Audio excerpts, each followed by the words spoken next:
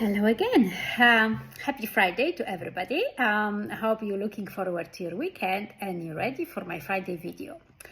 Today I want to share a really interesting comparison that I've really heard about how I think it was Ronan. I don't exactly remember his surname. I do apologize. How he compared weight loss to a machine, like with different buttons, and then under each button you have different levels. And I thought that was actually just put in such an entertaining way and such straightforward way that I thought I'm gonna share it with you. So first of all, think of a weight loss as a machine, some sort of you can even think of it as a time machine that has different buttons. And button one would be when we eat, for example. And under this button, you have different levels. You can move from level 0 to 1, 2, 3, 4, 5, 6, whatever. So let's start with this. So think of your body, first of all, as fridge freezer. You know, all the food you are eating is, first of all, going into the fridge, meaning your fridge being a liver and your muscles, meaning you're burning things for the energy, you're feeding your muscles. But when you overstuff your fridge, then things have to go in a freezer to delay the decay and to preserve it. And the freezer is your fat cells. So when we are on that button one, when we eat, so meaning like, level 0 would be you wake up, you reach out for food. On the way to work, you again go for your mocha latte in a Starbucks and you have a muffin. You come to work and you have a biscuit or a cracker, and then you have lunch, and then after lunch you eat again, and then you have your afternoon tea and you eat again, and then come back home, have dinner, and then you eat again pre-bedtime. So there is no structure whatsoever. You are on level 0. You eat whenever you want to eat and whenever you feel like it. But this is not a way to live, because this is the fastest way to overstuff your fridge and even overstuff your freezer. So then perhaps it would be worth to move to a level 1. So at least you give your body a break for a period of time where you literally do not put anything into your mouth except for water and maybe some, tea, obviously with no milk and no sugar. And I would start with a minimum of 12 hours, some of these hours being your sleep. So let's say, you have your dinner at 7 and then nothing else passes your mouth until 7 o'clock in the morning. Then that's level 1. At least your body have these 12 hours to digest all the food you are eating during the other 12 hours.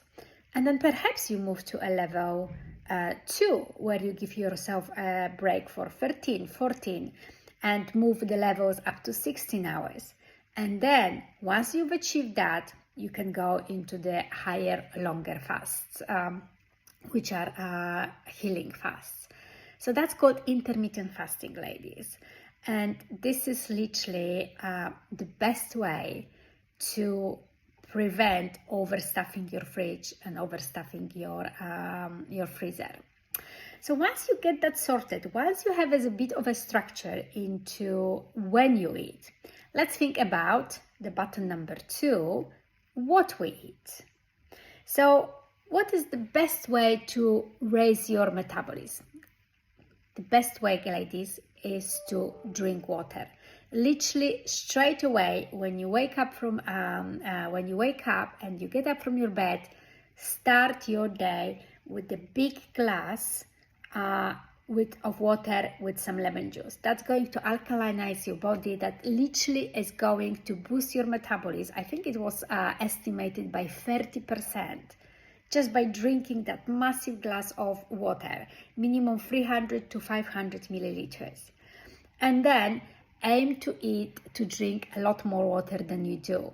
Some people say 2-3 liters of water a day. I personally like to drink at least 3 liters a day. It's going to flush out of the toxins, especially like, you know, when you eat a lot of processed and ultra processed foods. It's going to help you flush out the toxins and keep your energy levels up. Once you have your hydration in place, then think about adding lots of veggies, lots of protein, and lots of fiber. That again is going to help you heal your body. And then once you have these elements in the right place, so meaning you move from level 0 to 1, 2, 3, 4, 5, then think about removing the processed foods and ultra processed foods. I'll repeat it again. What is an ultra processed food? Ultra processed food is something that used to be food, but it's no more food anymore. It's something that resembles food.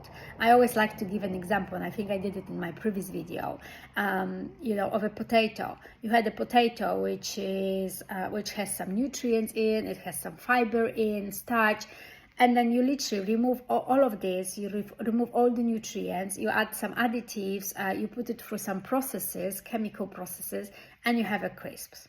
That's no food anymore. It has nothing to do with that potato. It's just based on the potato. But we are taught it's okay, it's fine to eat. No, it's not. It's just literally contaminates your body, creates a lot of acid and a lot of toxins.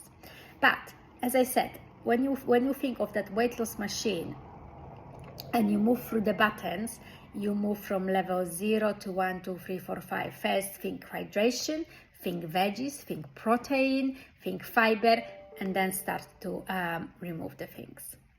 The next button is why we eat. Are you physically hungry, or do you reach out for food when you don't want your emotions to come to the surface?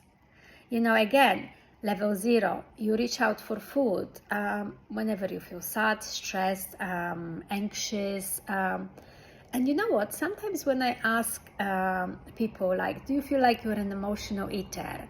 They're not able to reply to me. They say, oh, I just like sweets. But, you know, the physical hunger always calls out for you eating some nutritious foods. Like, you know, you're hungry, you might reach out for a cucumber, a tomato, or a piece of cheese or something. The emotional hunger always calls for ice cream, biscuit, crisps, peanuts, whatever. And the reason, and you know, we are so out of tune with our emotions that we can't even name what emotions you do not want to surface. And it takes an effort and it takes practice to literally to register it.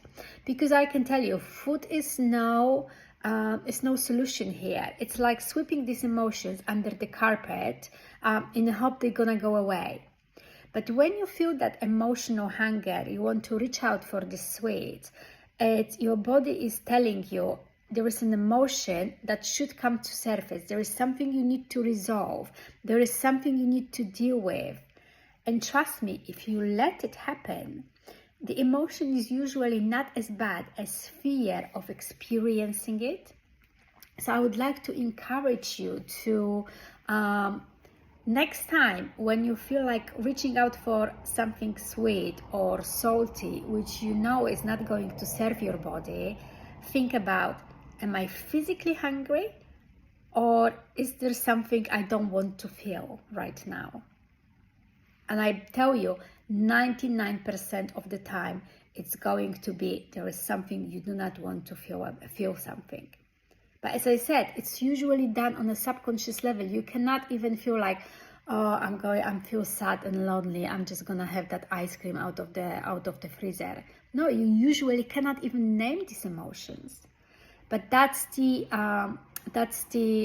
number one priority. If you think you have that problem, to actually start letting these emotions to come to the surface so you can deal with them.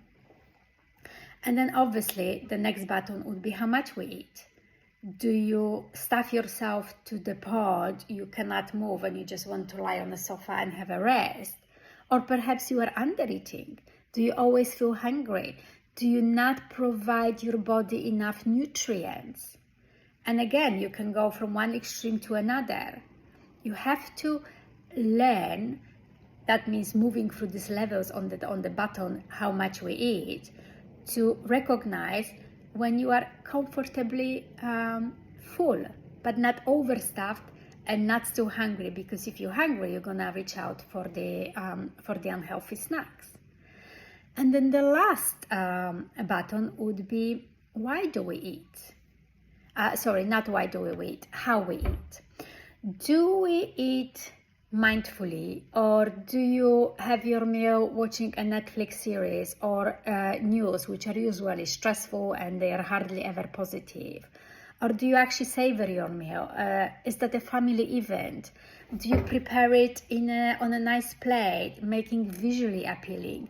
Do you feel you're actually doing something for your body that nurtures your body, that heals your body while you eat?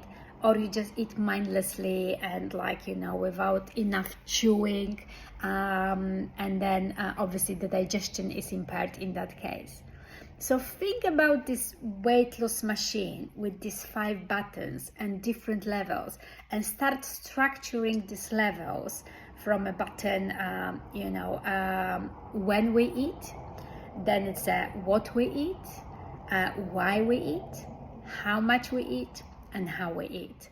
And try to move within each button into level up, level up, level up, and see if that's going to make a difference and make your weight loss easier. Hope you've enjoyed this video. If you have any thoughts, any comments, please do share them below. Thank you. Bye.